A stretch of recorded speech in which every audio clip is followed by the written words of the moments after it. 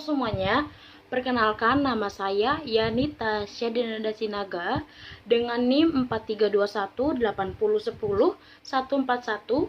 Di sini saya akan membahas tentang dua masalah kondisi perekonomian di Indonesia, yaitu sebagai berikut.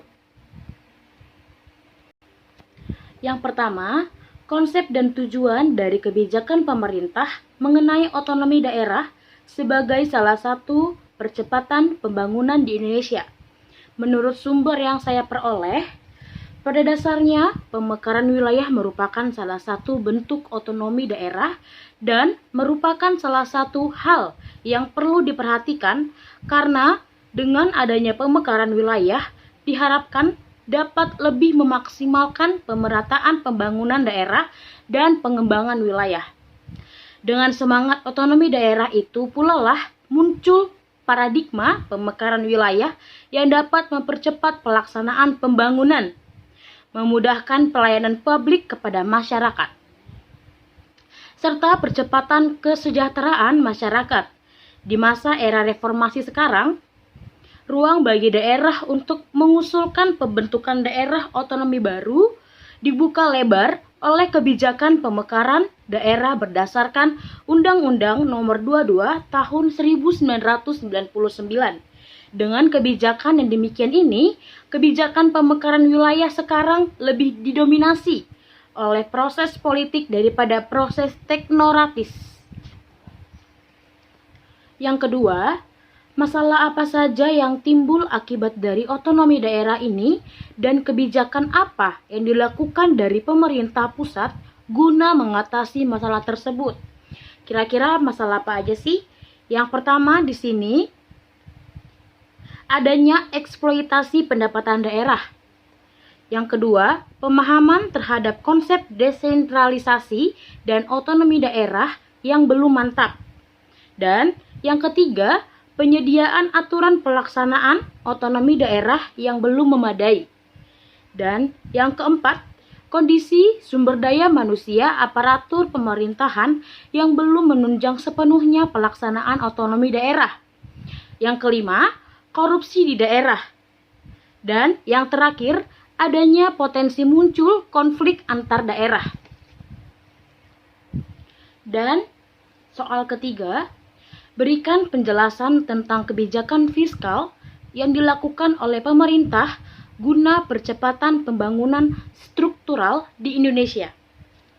Menurut sumber yang saya peroleh, dengan berpijak pada strategi tersebut, pemerintah mengusung tema kebijakan fiskal tahun 2022, yaitu pemulihan ekonomi dan reformasi struktural. Pemulihan sosial ekonomi akan terus dimantapkan sebagai penguatan fondasi untuk mendukung pelaksanaan reformasi struktural secara optimal. Reformasi struktural merupakan hal yang sangat fundamental untuk pemulihan dan akselerasi pertumbuhan ekonomi pasca pandemi. Karena Indonesia bukan hanya harus tumbuh, tapi tumbuh dengan cepat dan berkelanjutan, kata Presiden. Untuk itu, produktivitas harus ditingkatkan. Produktivitas akan bisa meningkat bila kualitas sumber daya manusia membaik, serta diperkuat oleh konektivitas yang semakin merata. Pembangunan infrastruktur yang dipercepat, termasuk infrastruktur digital, energi, dan pangan untuk mendorong industrialisasi, serta dukungan ekosistem hukum dan birokrasi yang kondusif bagi dunia usaha. Nomor 4, kaitkanlah hubungan kebijakan percepatan pembangunan tersebut bagi peran Indonesia dalam menghadapi globalisasi ekonomi.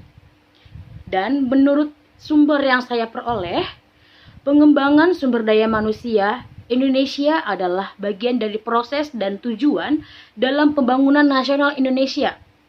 Oleh karena itu, pikiran-pikiran pembangunan yang berkembang di Indonesia dewasa ini sangat dipengaruhi oleh kesadaran yang makin kuat akan tidak terhindarnya keikutsertaan bangsa Indonesia dalam proses global yang sedang berlangsung itu. Diharapkan Proses ini membawa keuntungan dan mendorong proses pembangunan nasional. Pada waktu yang bersamaan, bangsa Indonesia juga menghadapi tantangan untuk mengejar ketertinggalan dari bangsa-bangsa lain yang telah lebih maju.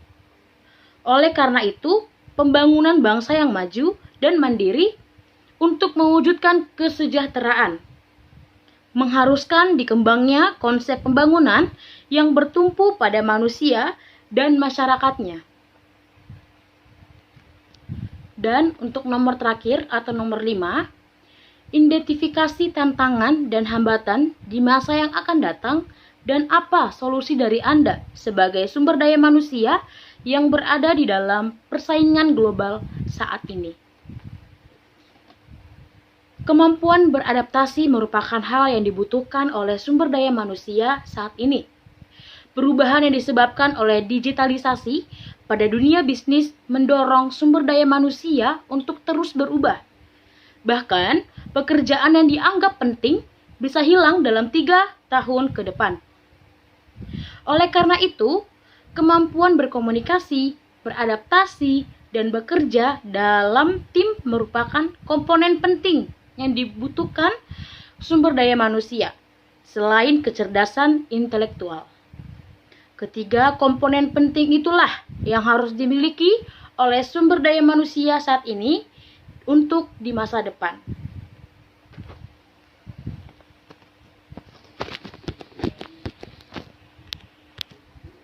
Sekian untuk pembahasan kali ini. Bila ada kata-kata yang kurang berkenan, mohon dimaafkan. Terima kasih.